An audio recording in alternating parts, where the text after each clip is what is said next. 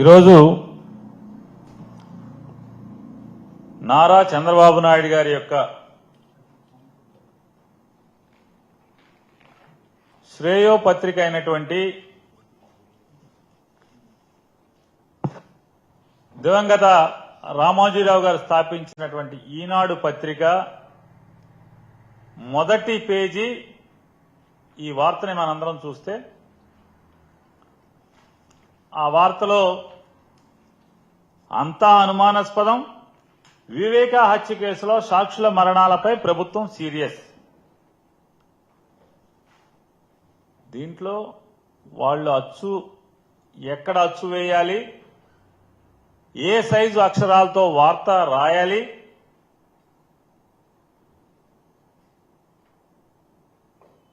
వార్త రిపోర్టింగ్ ఏం చేయాలనేది వారిష్టం. మాకేం అభ్యంతరం లేదు, వైఎస్ఆర్ కాంగ్రెస్ పార్టీ లేదా పేర్ని నాని కూడా ఏం అభ్యంతరం లేదు.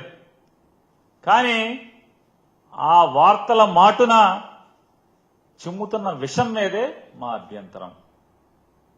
మీ ఇష్టం, పేపర్ మీది, సొమ్ములు మీయి, అచ్చేసుకోండి. మీ చంద్రబాబు నాయుడు గారు చల్లగా ఉండాలి కాబట్టి ఏం కావాలంటే అది రాసుకోండి. కానీ మాకు అభ్యంతరం వల్ల దాంట్లో రాస్తారు, పరిటాల రవి హత్య కేసులో నిందితులు ఇలాగే మరణించారన్న ముఖ్యమంత్రి. జగన్ నేరపూరిత రాజకీయాలపై అప్రమత్తంగా ఉండాలని మంత్రులకు సూచించాడండి చంద్రబాబు నాయుడు. ఈ తప్పుడు రాతలు, తప్పుడు మాటలు అతను మాట్లాడినట్టుగా వీళ్ళు తప్పుడు రాతలు రిపోర్టింగ్ చేస్తారు, విషపు రాతల రిపోర్టింగ్.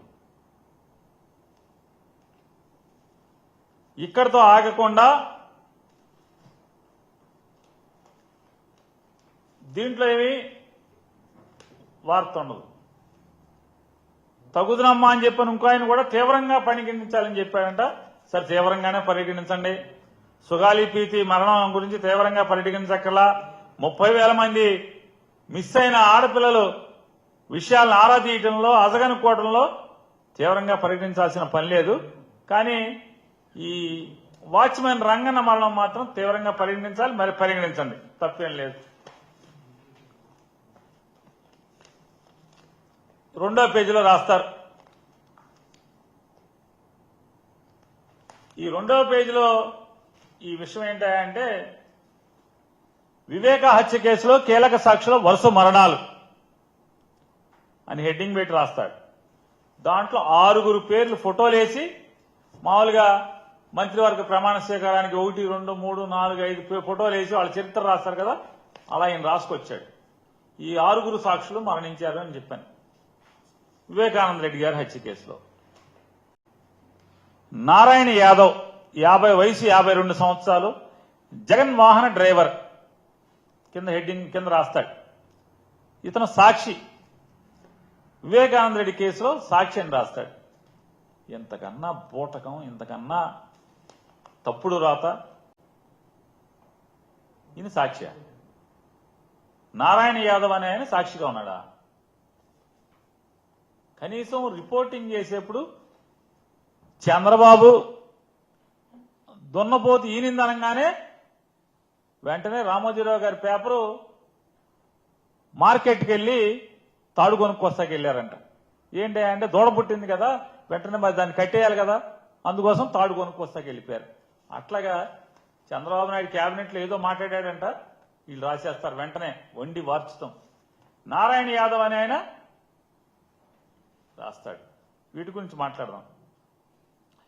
అసలు ఇదంతా ఈ వండి వార్చే విషయం అంతా ఏంటి అంటే, ఈ ఆంధ్ర రాష్ట్ర ప్రజలకి ఏం కొత్త కాదు. గౌరవ నారా చంద్రబాబు నాయుడు గారు ఆయన అలవాటు ప్రకారం తన సహజ వైఖరి మేరకే వైఎస్ వివేకానంద రెడ్డి గారి కేసులో 61వ సాక్షిగా, వైఎస్ వివేకానంద రెడ్డి గారి కేసులో 61వ సాక్షిగా ఉన్నటువంటి 65 సంవత్సరాల వాచ్మెన్ రంగయ్య గారు మరణాన్ని కూడా జగన్మోహన్ రెడ్డి గారి మీద విషం చెమ్మటాకి తన శ్రేయోపత్రిక అయినటువంటి ఈనాడు ద్వారా తాటికాయంత అక్షరాల్లో అచ్చు వేయించి ఇవాళ మరో కొత్త నాటకానికి జగన్మోహన్ రెడ్డి గారి మీద మరొక విషపు నాటకానికి తెరతీయటం జరిగింది. చంద్రబాబు నాయుడు గారు నిన్న జరిగినటువంటి రాష్ట్ర మంత్రిమండలి సమావేశంలో వైఎస్ వివేకానంద రెడ్డి గారి వాచ్మెన్ గా పనిచేసినటువంటి మరియు వివేకానంద రెడ్డి గారి హత్య కేసులో 61వ సాక్షి అయినటువంటి రంగన్న గారి మరణం గురించి కేబినెట్ మొత్తం సుదీర్ఘంగా చర్చించడం జరిగింది. ఆ సుదీర్ఘ చర్చల్లో కేబినెట్ మొత్తం సుదీర్ఘంగా చర్చించడమే కాకుండా ఆగమేఘాల మీద డీజీపీ గారిని మంత్రిమండలికి పిలిచి రంగన్న గారి మరణం గురించి కేబినెట్ మొత్తం వాకప్ చేసింది. డిప్యూటీ సీఎం గారితో సహా మంత్రులందరూ కూడా ఈ రంగన్న గారి యొక్క మరణం గురించి డీజీపీ గారి దగ్గర వారి సందేహాలకి సమాధానాలను రాబడుతూ క్షుణ్ణంగా రాష్ట్ర మంత్రి మండలి మొత్తం ముఖ్యమంత్రి దగ్గర నుంచి ఉప ముఖ్యమంత్రి దగ్గర నుంచి మంత్రులందరూ కూడా క్షుణ్ణంగా చర్చించారని చెప్పని